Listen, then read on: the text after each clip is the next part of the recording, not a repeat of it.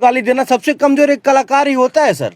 उसको कोई भी आके गाली देने लगता है, वो कलाकार कमजोर होता है क्योंकि वो गलत कर रहा है, वो गाली सुन ले रहा है। लेकिन एक कोई माफिया है जो लोग जानते हैं कि वो दिन रात कत्ल कर रहा है और गुंडागर्दी कर रहा है, अपहरण कर रहा है, उसको गाली देके दिखाए कोई है? कोई भी यूट्यूबर जो है, जो लोग गाली देते हैं गायकों को अश्लील गानों पे, मैं बोलता हूं कि हर एरिया में एक माफिया होता है जो गंदे काम करता है। उसको कोई गाली देके दिखाए, आके रोस्टिंग करके दिखाओ जा, दिखाइए उसको रोस्ट करके कि किससे वो फिरौती ले रहा है और किससे रंगदारी ले रहा है। नहीं हिम्मत है, कलाकार कमजोर है, उसको कोई भी गाली दे रहा है। आज तक जो भी गायक गाए जातियों पे गाने, वो खुद की जाति पे गाए। एक रितेश पांडे इकलौता ऐसा गायक है जो सारी जातियों पे गाना गाया है। जैसे में और कोई तो जादव जी की चौकी टूट गई, तो आप जादव जी को तो बदनाम कर रहे हैं ना, क्यों चौकी टूट गई? बिल्कुल नहीं। हाँ, क्या पूरा गाना क्या बदनाम है? तो नाम और बदनाम में इसमें तो कुछ ऐसा है ही नहीं कि जिसमें बदनाम एक लाइन और उसके आगे का क्या है? जादव जी की चौकी टूट कमर हिला के न चलू ये जान, जादव जी की चौकी टूट गई। इसमें क्या बदनामी इसमें जादव जी की तारीफ भी क्या है? इसमें बदनामी भी क्या है? ये सिर्फ ये गजब। मेरी बात सुनिए, परिवेश तो अगर बन भी जाए ना सर, तो होगा ये कि धीरे धीरे अश्लीलता अगर समाप्ति भी हो गई, लोग अच्छे गाने लगे, फिर कोई गायक आएगा जो वैसा गाना गाएगा और फिर अचानक से हिट कर जाएगा। ये होगा। स्टार है तो स्टार की तरह बेहद तो हमेशा नहीं हो सकता वो आम अच्छा, आपके नजर में क्या है, एक मापदंड आप शायद बना के रखे हैं कि स्टार का बिहेव कैसे होता है? जल्दी उसके साथ हाथ मिलाने को नहीं मिलेगा, उसके साथ बैठने को नहीं मिलेगा। जैसे अभी मैं आपके साथ बैठ के बात कर रहा हूँ, लोग बैठे हैं, तो आम आदमी जैसा लग रहा है। ये भोजपुरी इंडस्ट्री जहां तक से मैं समझ पा रहा हूँ, दो चीजों से बदनाम है। एक की रिश्तों को भी उसमें घसीट दिया जाता है, भाभी को अब इतना गंदा करके बनाया गया गाने हैं, और दूसरा बात की जाति को जिस तरह से घसीटा गया है ना, ये तो है। उसमें भी देखिए, उस तोहर कुछ देहब लोला हमार गढ़ पाड़े टोला, बहुत पहले का गाना है कि का करी है बबन टोली के लोग हो, तोहरा जवानी के लगाई बम भोग हो। तो मैंने कुल मिला जुला के नहीं, तो मैं बस कहा जाता है कि जैसा देश वैसन भेष, तो जैसा देश था आदमी का वैसा भेष था। लेकिन अब देश को जागना पड़ेगा और देश को बोलना पड़ेगा कि हमारा ये भेष नहीं है, ये हमारा देश नहीं है, हमारे देश का ये भेष नहीं है, हम ऐसे गाने को नहीं सुनना चाहते हैं। फिर देखिए किसी कलाकार की हिम्मत है क्या कि वैसे गाने गा देगा? एक और रास्ता है खत्म करने का, भोजपुरी गानों पे सेंसरशिप बैठाना। और व्यूज, ज्यादा व्यूज से कुछ नहीं होते हैं। आप ये हम लोगों के वो जो यूट्यूब पैसे देता है, हम लोगों का 4 व्यूज में जितना पैसे मिलता है, और पंजाबी और अन्य भाषाओं के गानों के 1 व्यूज में उतना पैसा, मतलब जितना आपके 4 मिलियन का व्यूज और हमारे 1 मिलियन का व्यूज बराबर। तो व्यूज शायद इससे भी कम, शायद इससे व्यूज लेके क्या करेंगे? नमस्कार, मेरा नाम कुमार अभिनव है और आप देख रहे हैं पब्लिक प्लेटफॉर्म का खास एपिसोड भोजपुरी। इस एपिसोड में आज हमारे साथ रितेश पांडे हैं, वही रितेश पांडे जिन्होंने करुआ तेल जैसे अश्लील और फूहड़ गानों से भोजपुरी इंडस्ट्री में अपनी पहचान बनाई। लेकिन जाए चंदा ले आव खबरिया गा के ये भी साबित कर दिया कि उनकी गायकी में कितना दम है। फिर वो दौर आया जब इन्होंने गाना गाया, पांडे जी का बेटा हूँ चुम्मा चिपक के लेता हूँ, और जब इन्होंने ये गाना गाया तब ये भी साबित हो गया कि गायकी में दम भले है, बाकी ये भी उन्हीं तमाम भोजपुरी गायकों की भीड़ में शामिल हैं जो अन्य गायक हैं। इसके बाद भोजपुरी में एक नया कीर्तिमान स्थापित किया जब इन्होंने गाना गाया हेलो कौन। वही रितेश पांडे आज भोजपुरिया एपिसोड में पब्लिक प्लेटफॉर्म पे है। रितेश पांडे जी, स्वागत है आपका। बहुत बहुत धन्यवाद। इंट्रो से कोई आपको आपत्ति है? नहीं। अच्छा, आप खुद मानते हैं कि भोजपुरी की पहचान, या फिर जब कोई आदमी बाहर जाता है दूसरे इंडस्ट्री में और जब वहां पे बताया जाता है कि हम भोजपुरी इंडस्ट्री में काम करते हैं, तो लोग नाक मुंह सिकोड़ते हैं, ये आप मानते हैं? ऐसा आपने कहा है। आप बता सकते हैं कि इसके पीछे का रीजन क्या है, क्यों ऐसा हुआ? आप पत्रकारों की एक बहुत बड़ी विशेषता होती है कि आप किसी भी इंटरव्यू में से, किसी भी साक्षात्कार में से वही चीज निकालते हैं जो आपको निकालना होता है। हालांकि उस जो लाइव की बात कर रहे हैं जिसमें मैंने बोला था कि नाक मुंह लोग सिकोड़ते हैं, उसमें ये भी पूरे डिटेल में बताया था कि क्यों सिकोड़ते हैं।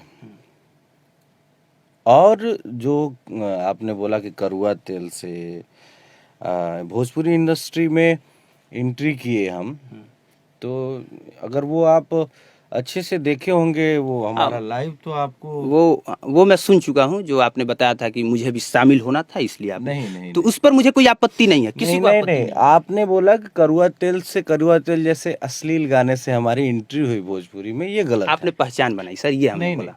हाँ आपने पहचान बनाई, एंट्री हुई नहीं है ना, आपने पहचान बनाई।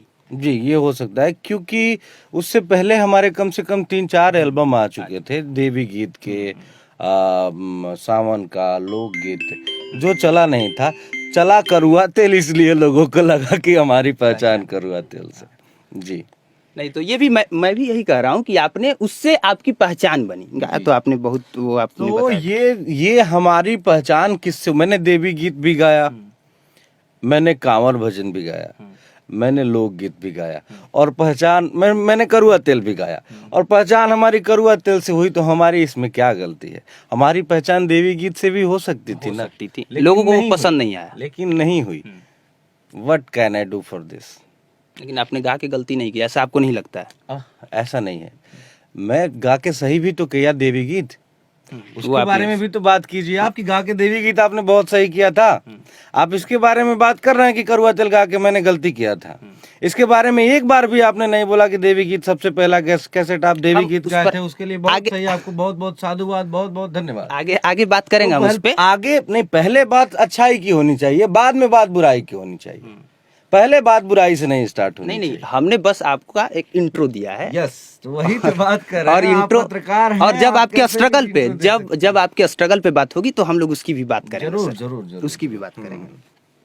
अच्छा, 4 अश्लील गाने जो आप बात कर रहे हैं, देखिए सबसे पहले मैं ये क्लियर कर दूं कि जिस तरह से आपने सबके सामने आके माफी मांगी है और कहा है कि हाँ हमसे गलती हुआ है, आगे हम नहीं करेंगे, हाँ। तो इसके बाद अब अश्लीलता पे पूछने के लिए कुछ बचा नहीं है, हकीकत में कहूं जरूर तो। जरूर, मैंने मेरा जो लाइव में आया था, जो मैं वीडियो डाला था, वो अगर आप ध्यान से देखेंगे उसको, तो मैंने उसमें बोला था कि जब हम लोगों ने गायकी की शुरुआत की थी, एक जुनून लेके निकले थे घर से कि हमको कुछ करना है,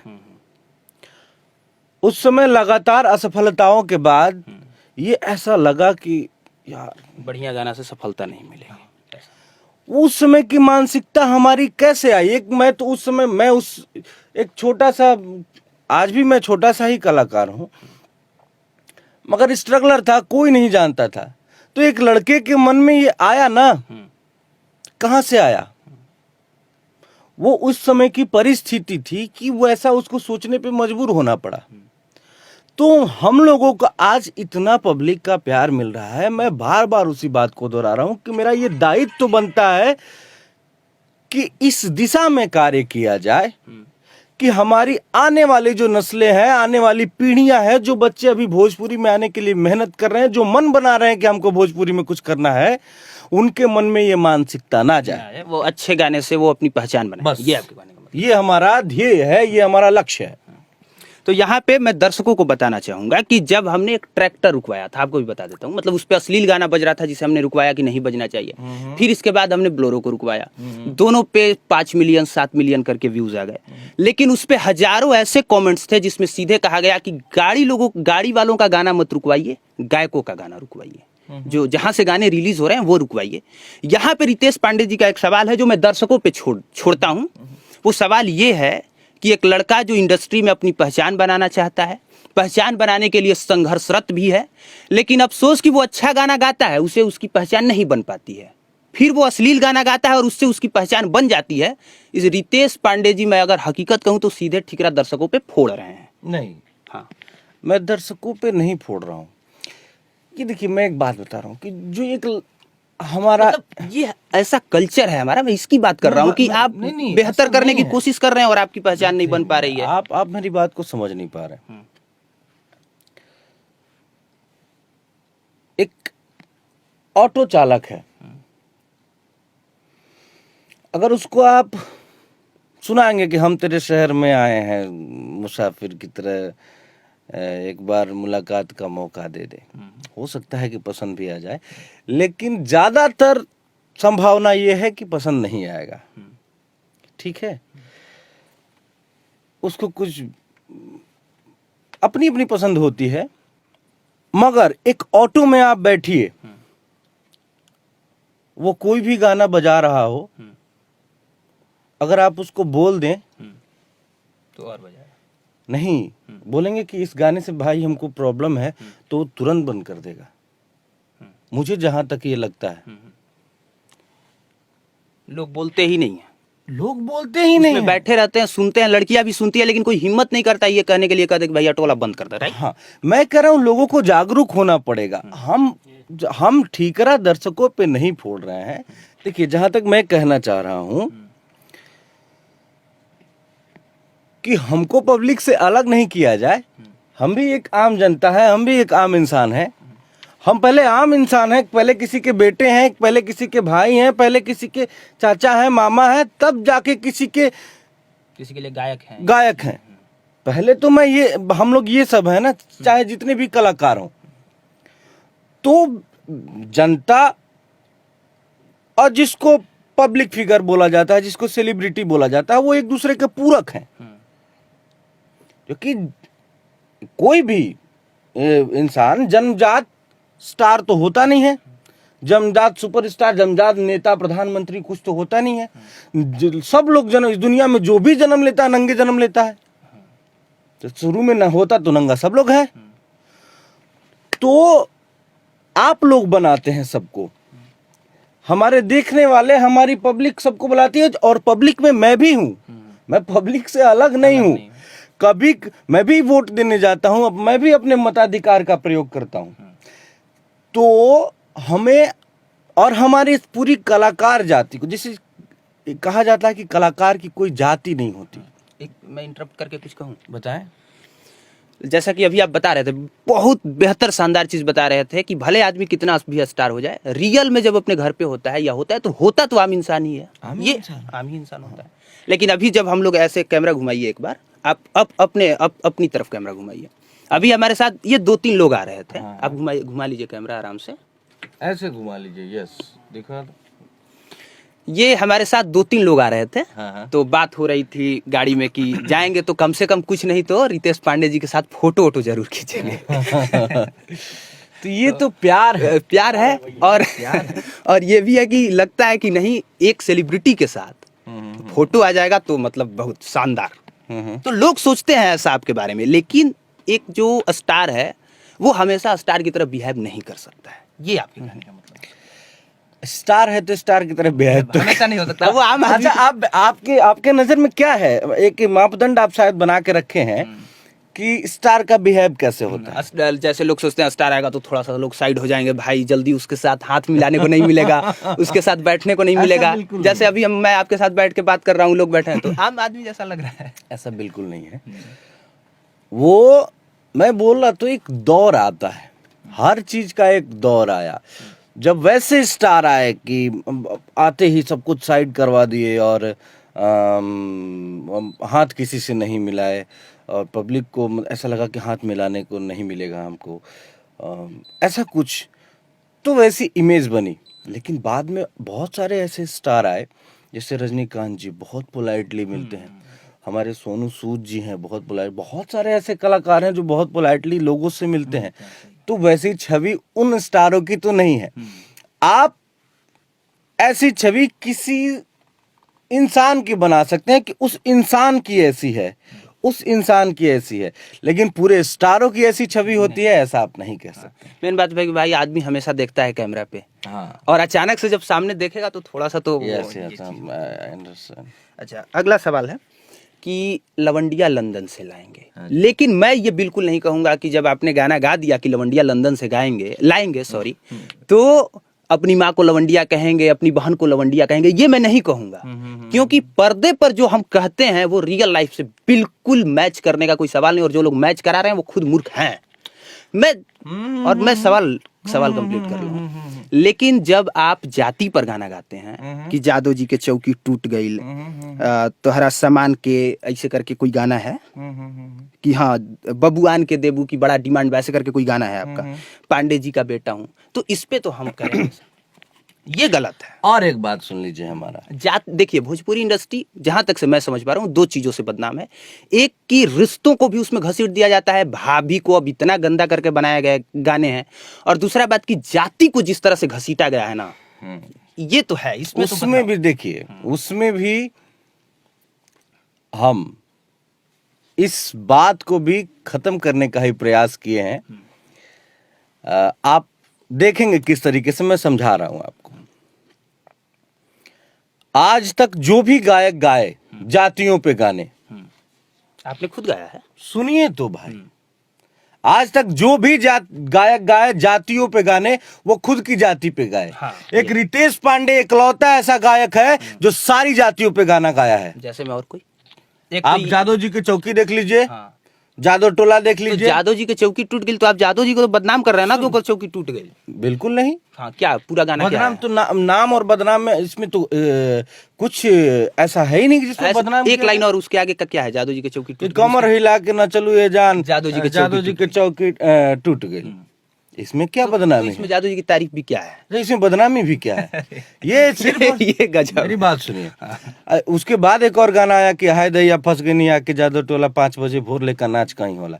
उसके बाद आया कुशवाहा जी के माल आया। मैं एकमात्र ऐसा गायक हूँ, पंडित जी पे भी गाया हूँ, जो ये सब गाने मैं कि अपने जातीय उन्माद की वजह से मैंने नहीं गाए।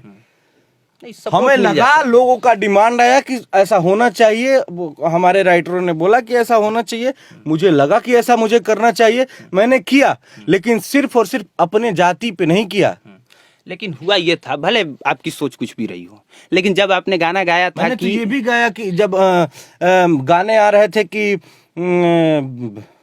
हाई गैस हमें ऐस करेला, हाई ऐस करेला, तो हम तो उस समय ये भी गाए कि केहू के ना केहू से बुराई हमें, जादू बबुआन सब भाई हमें। वो भी तो जाति पे मैंने गाना गाया। लेकिन वो संबंध, आपसी संबंध वाला गाना हो गया। हाँ, तो जाति पे मैंने गाया, तो ये बोला ना कि आप लोग आपस में पंडित जी के ये कहना ही हमें जादू नहीं, बबुआन हुआ सब ये भाई था, हमें। देखिए आप बड़े स्टार हैं, ये है हकीकत है, आपके गाने पे ज्यादा व्यूज आते हैं। तो जब आपने गाना गाया था कि पांडे जी के बेटा चुम्मा चिपक कला, आपने गाया है ना, उसके बाद बहुत लोगों ने गाया, किसी का शाह के बेटा हो, कोई गाया कुशवाहा का बेटा हो, कोई वर्मा का बेटा। अगर आप ये काम नहीं करते तो पीछे से ये काम नहीं होता सर। उससे बहुत पहले से जातियों पे गाने आते रहे। लेकिन आपके बाद वाले में एक ट्रेंड तो की गाना बात कर रहा मैंने हूँ देखा सर। है कि तोहार कुछ देहब लोला हमार गढ़ पाड़े टोला, बहुत पहले का गाना है कि का करी है बभन टोली के लोग हो, तोहरा जवानी के लगाई बम भोग हो। तो मैंने कुल मिला जुला के क्या? नहीं, तो मैं बस यही बोलना चाह रहा हूँ कि बहुत पहले से इस पे आवाज उठनी चाहिए थी, अभी उठ रही है, तो अभी सबको सबक लेना चाहिए। अभी सबको सबक लेना चाहिए। आदमी देखिए, कहा जाता है कि जैसा देश वैसा भेष, तो जैसा देश था आदमी का वैसा भेष था। लेकिन अब देश को जागना पड़ेगा और देश को बोलना पड़ेगा कि हमारा ये भेष नहीं है, ये हमारा देश नहीं है, हमारे देश का ये भेष नहीं है, हम ऐसे गाने को नहीं सुनना चाहते हैं। फिर देखिए किसी कलाकार की हिम्मत है क्या कि वैसे गाने गा देगा? आप लोगों को खड़े होकर बोलना पड़ेगा कि हमें नहीं सुनना है ये सब गाना, आपको व्यूज नहीं देने हैं वैसे गानों पे। किसी कलाकार की हिम्मत नहीं पड़ेगी कि वैसे गाने गा दे। ये दूसरी बात होगी, जानते हैं क्यों? क्योंकि ये वही बात हो गई कि ज्यादा दोषी कौन है, शराब बेचने वाला या शराब पीने वाला? एकदम नहीं। आप इसमें दोषी किसी को नहीं ठहराया जा रहा है। इसमें एक सिस्टम बताने की मैं कोशिश कर रहा हूं, जिससे मैं जितना मेरा अनुभव है, जितना मेरा दिमाग है, उससे मैं ये कहने की कोशिश कर रहा हूं कि ये सब खत्म कैसे होगा। एक और रास्ता है खत्म करने का, भोजपुरी गानों पे सेंसरशिप बैठाना। मैं बार बार ये मांग कर रहा हूं अपने सरकार से। हमारे बड़े भाई, 2 बड़े भाई, 3 बड़े भाई, हमारे बड़े भैया मनोज तिवारी जी, रवि किशन जी और दिनेश लाल यादव जी, बड़े भैया पवन सिंह जी भी भाजपा के सदस्य हैं, अभी बड़े भाई खेसारी लाल यादव जी भी देखे अखिलेश यादव जी के साथ उनकी फोटो। अक्सर बड़े बड़े राजनीतिक घरानों से उनका मैं देखता रहता हूं। तो ये सब हमारे बड़े भाई, इन लोगों की राजनीतिक पहचान है, राजनीतिक चाहे तो कर सकते हैं, चाहे तो कर सकते हैं। तो मैं चाहता हूं कि ये सभी बड़े भाई हमारे जाके उस पर काम गवर्नमेंट से बोले। अगर किसी राजनीतिक आदमी से मुलाकात होती है तो उससे कहें कि हमारे भोजपुरी एल्बम में भी सेंसरशिप लेके आए आप। यहाँ पे एक चीज मैं जरूर कहूंगा कि दोषी कौन है कौन नहीं है ये बात की बात है, लेकिन एक चीज तो निश्चित तौर पे बंद होना चाहिए जिस वजह से बिहार निश्चित तौर पे उससे बदनाम है। वो चीज है खुलेआम ओपनली सार्वजनिक जगह पे तेज साउंड करके ऐसे अश्लील गाने बजाए जाने। राइट, सही हूं मैं? जी आपको लगता है कि उसमें कुछ? जी जी सही बात। तो इन तमाम चीज़ों पे तो बात हो गई, लेकिन अब आते हैं रितेश पांडे के संघर्ष की कहानी क्या है। वैसे ये आपने कई चैनलों पे बताया है, अपने लाइव में भी बताया है, लेकिन एक ये यही सफलता का स्वाद है कि एक ही सवाल आपसे बार बार पूछा जाता है और आपको बताना होता है। हाँ ये तो है। संघर्ष की कहानी, एक ही बात मैं क्या बार बार बोलूं। वही तो कहूँ, यही तो मैं वही तो कह रहा हूँ कि बहुत मध्यम वर्ग में भी मैं दो वर्ग मानता हूँ। इंटरमीडिएट की आपने पढ़ाई की, अच्छा अंक आया, इसके बाद आपको पीएमटी करने के लिए, ऐसा आपने बताया है शायद कि पीएमटी करने के लिए लोगों का था। पीएमटी होता है प्री मेडिकल टेस्ट, यानी मेडिकल वाली चीज़ें जो अब नीट कही जाती हैं, उसी को अब नीट कहा जाता है। लेकिन आपने वो किया नहीं। आप विद्या का महात्मा गांधी काशी विद्यापीठ में आपने एडमिशन लिया, बैचलर डिग्री प्राप्त की, और इसके बाद का जो आपका सफ़र है वो बताइए। वही तो कह रहा हूँ कि हम लोग मध्यम वर्ग से आते हैं। मेरे ख्याल से मध्यम वर्ग में भी दो वर्ग हैं, एक ऊपर वाला मध्यम वर्ग, एक नीचे वाला मध्यम वर्ग। तो हम लोग नीचे वाले मध्यम वर्ग से आने वाले लोग हैं जो इज्जत सम्मान के चक्कर में कुछ वैसे काम ही नहीं कर सकते हैं और अंदर ही अंदर घुटते रहते हैं समाज और लोक लाज के डर से। वैसे परिवार से आने वाला, आप जब आप बोले कि महात्मा गांधी काशी विद्यापीठ से शिक्षा प्राप्त करने के बाद फिर वही एल्बम निकालने की बारी आई, जैसे कि होता है। उसके बाद घर पे पैसा मांगने आए, बहुत विकट परिस्थितियों में भी हमें घर से पैसा मिला, फिर मैं गया एल्बम निकाले, लगातार असफलताएं हमें मिलती रहीं। और एक निम्न स्तर के मध्यम वर्ग के परिवार से कितना पैसा मिल सकता है किसी को, कितने समय तक मिल सकता है? कितने समय तक मिल सकता है। तो उसमें परिवार को भी कष्ट हो रहा था और हम ज़्यादा कष्ट देना नहीं चाह रहे थे अपने परिवार को, तो हम सोचे कि कुछ अपने से ही क्यों नहीं किया जाए। मैं आज तक ये किसी चैनल पे नहीं बोला हूँ, आपके चैनल पे बोल रहा हूँ। हमने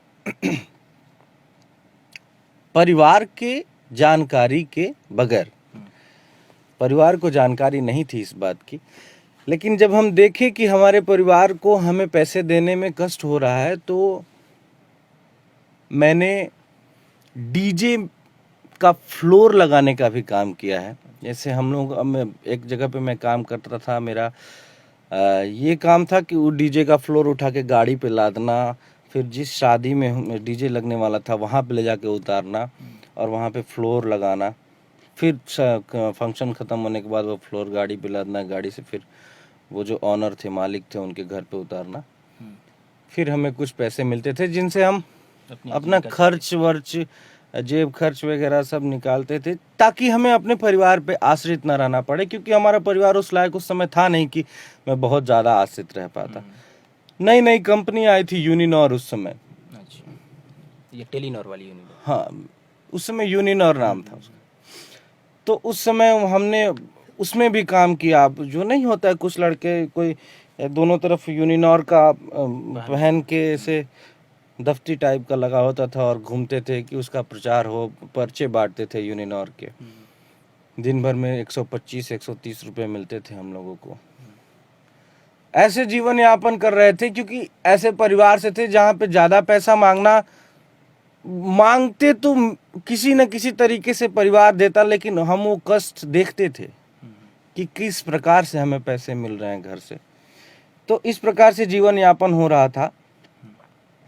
उसके बाद मैं स्टूडियो में ही रहने लगा कि अब क्या करें। पढ़ाई भी मैं 12th कर लिया था, छूट गई थी।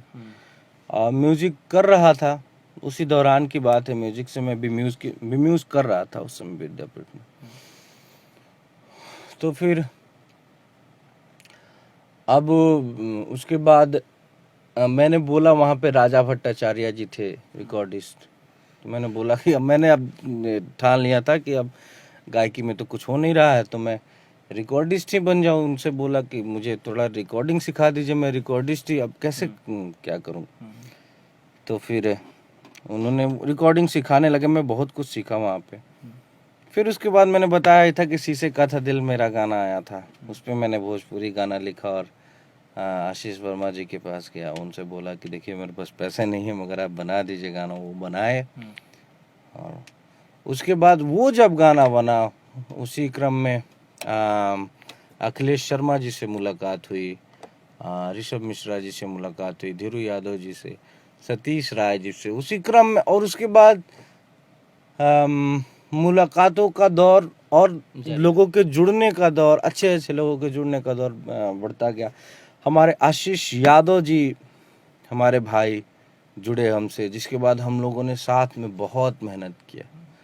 उसके बाद हमारी बहुत टीम, हमारा छोटा भाई करागर का डिशू, ये बनारस से बबलू विश्वकर्मा जी, मतलब एक टीम बना हम लोगों का।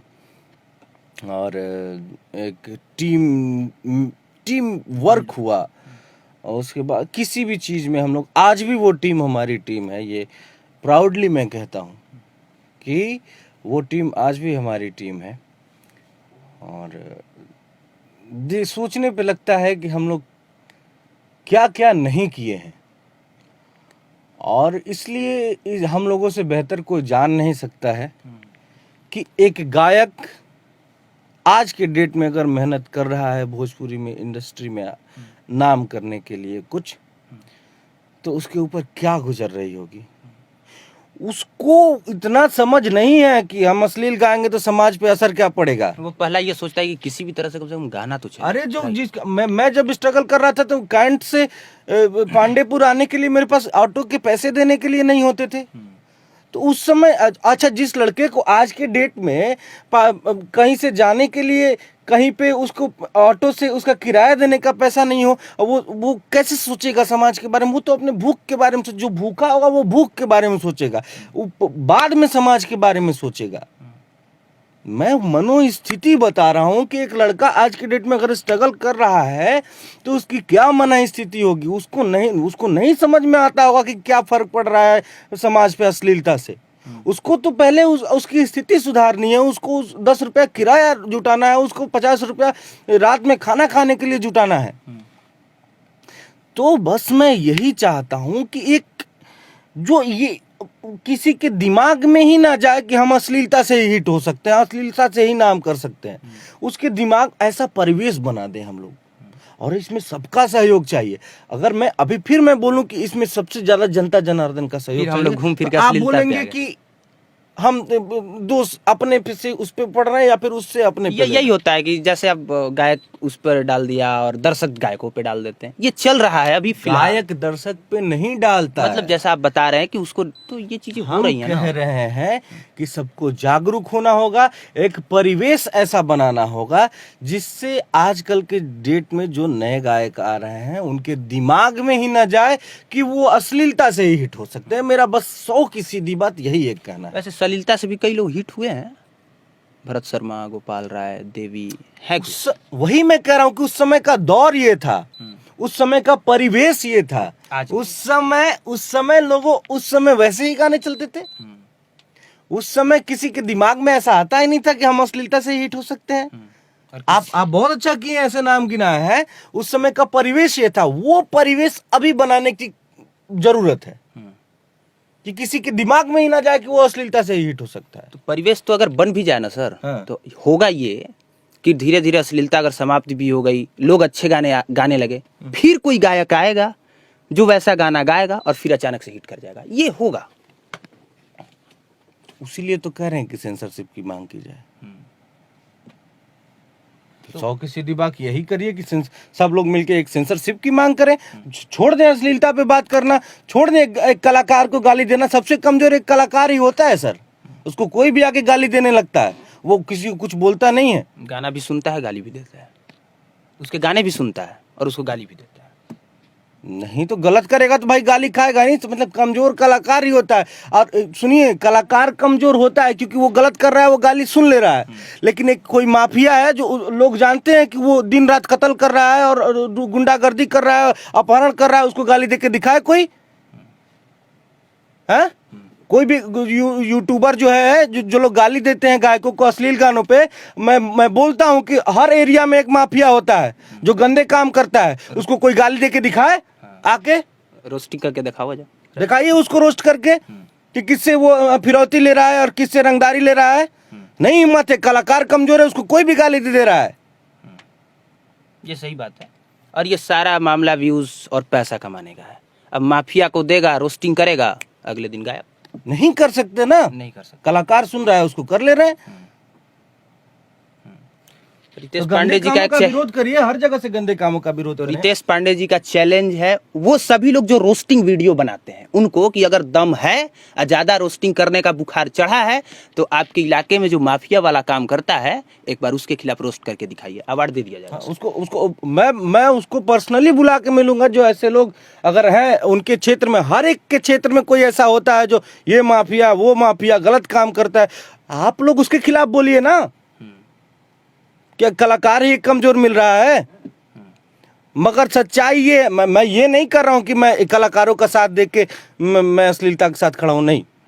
इसमें आप लोग सभी लोग जो कर रहे हैं बहुत सही कर रहे हैं, आवाज उठा रहे हैं। आवाज उठनी चाहिए, सभी लोगों के द्वारा उठनी और संगठित रूप से उठना चाहिए ताकि ये खत्म हो। लेकिन आप अगर गलत के खिलाफ उठा रहे हैं तो जितनी भी गलतियां हो रही हैं उसके खिलाफ आवाज उठाएं। ये मैं खुद अपनी वीडियो में बोलते रहा हूं कि अश्लीलता का विरोध अश्लीलता से हो ही नहीं सकता। नहीं हो सकता है, लेकिन लोग ऐसे ही कर रहे हैं। अब जैसे कि अब नाम नहीं लेना चाहिए, लेकिन नाम ले रहा हूं क्योंकि हिट ज्यादा हो गए हैं वो लोग। मगहिया जवान अश्लीलता खत्म करना चाहते हैं और फेसबुक पे लिखते हैं कि गांधीगिरी की हमसे उम्मीद ना करें। ये है। और जितना लोग रोस्टिंग वाला वीडियो बना रहे हैं वो सब भी यही कहता है कि हम ना गाड़ी देम तो सुधरिया सन। अरे तू तक खुदे नहीं के सुधर ले, दूसरा का कहा सुधर बे। लेकिन ये चल रहा है धीरे धीरे, कहा कि उसको भी व्यूज कमाना है, वो भी पैसा कमा रहा है। और लोगों का क्या है, लोग तो कुछ भी देख लेते हैं। ऐसा नहीं है कि लोगों का क्या है, लोग कुछ भी देख लेते हैं। मतलब सस्ती चीजें ज्यादा बिक जाती है ना, लोग सब कुछ देखते हैं, ये कह सकते हैं आप। भोजपुरी में अश्लीलता लोग कर रहे हैं ना, बॉलीवुड में ज्यादा है। भोजपुरी में सुनिए, बॉलीवुड की बात ही दूसरी। भोजपुरी में देवी गीत भी है, भोजपुरी में कांवर भजन भी है, भोजपुरी में छठ गीत भी है, भोजपुरी में एक से एक लोकगीत है। हमारा गाना अभी पूर्वी बयरिया आया था, near about 27 days continue trend कर रहा था यूट्यूब के म्यूजिक सेक्शन में। अगर लोग किसी ने बात ही नहीं की, किसी ने बात नहीं की। सही मेरा गाना एक मुहमारो का महिला के आया था, उसकी किसी ने बात नहीं। मेरा गाना घंटी आया था, उसकी किसी ने बात नहीं। मेरा गाना चक्कर में फंसनी, हेलो कौन, किसी कोई बात ही नहीं करना चाहता। मोटा मोटी मैं सर जहां तक से मैं समझ पा रहा हूँ रितेश पांडे जी, वो मोटा मोटी यही है कि सभी लोग इसी चीज में है कि कैसे व्यूज आए और कैसे पैसा आए। उसको पता है कि अगर हम अश्लीलता की बात करेंगे तो शायद कम व्यूज आएगा, तो उसको भी पैसा कमाना है, इसलिए वो भी बात अश्लीलता की कर रहा है। लोगों में हम लोग भी शामिल हैं, सभी हम भी हैं और आप भी हैं, और सभी लोग जो देख रहे हैं वो जो यूट्यूबर हैं वो सभी लोग शामिल हैं। तो व्यूज तो देखिए सबको चाहिए, व्यूज हमें भी चाहिए, व्यूज आपको भी चाहिए, व्यूज उनको भी चाहिए जो बनाते हैं वीडियोस। लेकिन इसी को मैं बोल रहा हूँ कि संगठित रूप से हम लोग करेंगे ना। अब जब संगठित हो जाएंगे, जब सबका सलील ही आएगा, अश्लील नहीं आएगा, जब सलील ही आएगा तो लोग सलील देखेंगे। और व्यूज, ज्यादा व्यूज से कुछ नहीं होते हैं। आप ये हम लोगों के वो जो यूट्यूब पैसे देता है, हम लोगों का 4 व्यूज में जितना पैसे मिलता है और पंजाबी और अन्य भाषाओं के गानों के 1 व्यूज में उतना पैसा, मतलब हम लोग 4 गुना ज्यादा व्यूज होगा तो उतने पैसे मिलेंगे जितना उन लोग, जैसे हम लोग का 4 मिलियन पे जितना 4 मिलियन का व्यूज और हमारे 1 मिलियन का व्यूज बराबर। तो व्यूज शायद इससे भी कम, शायद व्यूज लेके क्या करेंगे? अगर अच्छाई ही दिखाएं और उसको आपका कम व्यूज पे ज्यादा पैसे मिल रहे हैं तो वो अच्छा है ना। तो व्यूज के पीछे ना दौड़े, अच्छाई के पीछे दौड़े। और जब भी कोई भी दौर आता है, मैं इसको एक दौर कहूंगा, और उसमें कोई भी कहीं भी किसी भी क्षेत्र में जीत तो सच्चाई की ही होती है, जीत तो अच्छाई की ही होती है। तो मैं सभी भाइयों से प्रार्थना करूंगा कि ठीक है, गायकों ने भी जो गाया सो गाया, अब माफी मांग रहे हैं गायक कि अब नहीं होगा। आप लोग भी यूट्यूबर भाइयों ने जो पहले किया सो किया, अब माफी मांगिए और अच्छाई के रास्ते पे चलिए, अच्छी बातें करें, अब शब्द बातों भाषाओं का प्रयोग ना करें। तो इसकी सब में सुधार की गुंजाइश और सुधार की आवश्यकता होती है। आप सभी अपने अंदर सुधार लाएं। सुधार किसमें नहीं हो सकता है? तो ऐसे इसके पीछे भागने की आवश्यकता ही नहीं है कि किसने क्या किया। इसके पीछे भागे कि कौन क्या कर रहा है, और यही मायने रखता है कि कौन क्या कर रहा है। अब वाल्मीकि जी तो डकैत थे, बढ़िया, सही बात। और उनसे वो रामायण की रचना कर दिए।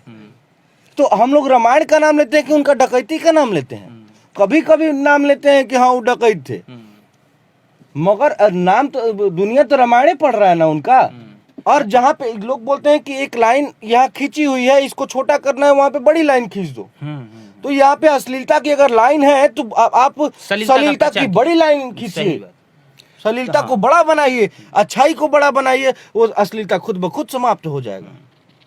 अश्लीलता को खत्म करने का यही उपाय है कि सलीलता का ज्यादा से ज्यादा प्रचार किया जाए, जो अमूमन होता नहीं। यस, प्रचार किया जाए। और एक और अभी तुरंत अंकुश लगाने का त्वरित प्रभाव अगर देखना है तो हम सभी को मिलकर उत्तर प्रदेश, बिहार, झारखंड, पूर्वांचल, जितने भी भोजपुरी भाषी और भोजपुरी श्रोता हैं, उन सबको मिलकर एक मुहिम खड़ा करना पड़ेगा कि भोजपुरी एल्बम में भी सेंसरशिप चाहिए। ये आ जाए तो इसका त्वरित प्रभाव पड़ेगा, गाने नहीं आएंगे असली। देखिए वो तो ठीक है, आप जो कह रहे हैं ठीक है, लेकिन मेन बात है कि हमारे यहाँ कानून भी पास हो जाता है, सब चीज हो जाता है, लेकिन फिर भी धरातल पे नहीं उतर पाता। उसका मैं एक उदाहरण में दूंगा कि ये है कि अगर आप गाड़ी में अश्लील गाने तेज साउंड में बजाते हैं तो उसका आर्टिकल है कि आप 290, 291 के अंतर्गत आपको जेल की सजा होगी, जुर्माना का सजा होगा। अपनी गाड़ी में, हाँ, अपनी गाड़ी में अगर आप तेज साउंड में बजाते हैं, दूसरों को डिस्टर्ब होता है, तो ध्वनि प्रदूषण होता है ना। तो ये है, लेकिन जब और ऊपर से परिवहन विभाग ये नोटिस जारी कर चुका है कि अब आप अपनी गाड़ी में तेज साउंड में गाना नहीं बजा सकते हैं, अश्लील धरातल पे नहीं। लेकिन धरातल पे नहीं। और बात सुन लीजिए, मैं एक और उदाहरण देता हूँ। सब लोग जानते हैं कि बिहार में दारूबंदी है, धरातल पे नहीं। सब लोग जानते हैं कि दारू मिलता है, ठीक है, लेकिन आप पहले की तरह दारू पी के रोड पे छैयट नहीं मचा सकते हैं बिहार में, क्योंकि कानून है कि दारूबंदी है। डर है उस कानून का, आप कानून बनाइए, उसका डर रहेगा। ये सही जवाब है। और एक सच बात कहूं तो रितेश पांडे जी, आपसे बात करके जितना मजा आया, मैं हकीकत में मजा आया, क्योंकि जो आपने जवाब दिया है और जिस तरीके से जवाब दिया है, वो शायद मुझे लगता है कि दर्शक लोग भी देखेंगे तो उनका रोम रोमांचित हो जाएगा, पुलकित हो जाएंगे वो भी। बाकी गायकों का मैं नहीं जानता, बात भी नहीं करूंगा, लेकिन ये रितेश पांडे की खूबी है। और मैं ये खूबी इसलिए नहीं कह रहा क्योंकि रितेश पांडे जी अपनी स्टूडियो में हमको बैठा के बढ़िया से इंटरव्यू दे रहे हैं। ये खूबी मैं इसलिए कह रहा हूं कि क्योंकि ये वो बंदा है, जब इसके खिलाफ भी अश्लील तरीकों से शब्दों का प्रयोग किया गया तब भी सलीलता के साथ ये पेश आया, और ये सीधे ये बातें भी कही कि हम अपना गलती खातिर माफी मांगतनी, आगे से ऐसा गलती ना करब, ऊपर से 4 गो गाना जवन अश्लील होई यूट्यूब पर से हम हटाई। तो ये जो आप काम किए हैं, ये वास्तव में क्रांतिकारी काम है, और इसके लिए पब्लिक प्लेटफॉर्म के जितने दर्शक हैं सभी के तरफ से आपको साधुवाद और धन्यवाद। बहुत बहुत धन्यवाद। देखिए, ये सब हम काम अपना मन के शांति खातिर, हम कोनो भी काम, हम ऐसे बात थोड़ा दूसरा मुद्दा पर भी कई चाहत रही, लेकिन अश्लीलता वाला मुद्दा इतना हावी बाकी मुद्दा बा अभी अगर खत्म हो के चाहिए। हम ई तो सही बात, सेंसर बोर्ड के एगो मांग बटे जी, सेंसर बोर्ड की मांग सबसे ज्यादा। तो हमारा शुरू से ही जौन हमारा अंतरात्मा कहेला हम उहे करी ना, शुरू से ही। तो हमरा लागल कि हमरा ई 3-4 गो जौन गाना बाटे हमरा उतरवा देवे के चाहिए। कौन कौन गाना बता सकते, नाम बता सकते? उतरी तो हम पूरा डिटेल के साथ पोस्ट कर देब हम अपना सोशल मीडिया। माने अभी कोनो दिमाग में नहीं खिले कि कौन 4 गो गाना यूट्यूब से हटावे? बातचीत चल रहा बा, कैसे कि उमे कंपनी के भी हमनी के गाना बना के दे देहनी जा, तो वो गाना पर पूरा राइट कंपनी के होला। कंपनी से हमार बातचीत चल रहा बा, वो बहुत जल्द उतर जाए गाना। तो कौन कौन गाना उतरी ओकरा बाद समझ में आई, पता चली। तो पहले ही काहे कमेंट कर दी, जब काम हो जाए तो हम बताए। मगर ई बा कि काम होई जरूर। हमार बात हो गई बात वेब कंपनी के ऑनर दिनेश जी से, बहुत अच्छा आदमी हमें और भोजपुरी खातिर बहुत सोचेलन। हम कहनी कि ई बात बा तो वहाँ के तैयार हो गई बनी। ओकरा बदले हमरा दूसर गाना बना के हम कहनी कि हमार उ गाना उतार दही, ओकरा बदले हम दूसर गाना बना के दे देब। तो कंपनी के भी घाटा नाफा देखे के बना, कंपनी के घाटा भी मत होको। ई तो हमार बाटे मन के बात की उतर जाए के चाहे, हमार डिसीजन बा, तो एकरा के भरपाई भी हमरे करे के बा। तो हम दूसर गाना बना के दे देब, कहनी कि उतार दही। तो बातचीत चलत, ओकर बहुत सारा प्रोसेस होला, मेल डाले के पड़ेला के ई करे के बा, ऑल प्लेटफॉर्म से डिलीट करे खातिर हो जाओ। तो हम चाहब कि सब लोग जेकरा लागत खुद से सोच ले कि ई ऐसन गाना हमरा ये गाना के ज़्यादा खराब प्रभाव पड़ता समाज पे, तो ओकरा के उतार दे लोग। पहले ही हो जाओ तो हम प्रूफ के साथ पहले डाल दी। तो रितेश पांडे जी के, अन्य गायक के या दर्शक के तरफ से और हमरा तरफ से भी बाकी सबका के अपील बटे कि सब केहू जैसे रितेश पांडे जी आईनी स्वीकार भी कैनी, आगे से ना करब ई बात भी कहनी, सेंसर बोर्ड के डिमांड भी कैनी, वही तरह अन्य दूसरा गायक के भी आवे के चाही, ई बात कहे के चाही, उहो डंका के चोट पर। बाकी जना चुप्पी सधले बढ़ा जा तो सधले रह जा, ओकर घाटा भी तोहनिए लोग के उठावे के पड़ी। बाकी रितेश पांडे जी समय देवे खातिर बहुत बहुत धन्यवाद। बहुत बहुत धन्यवाद।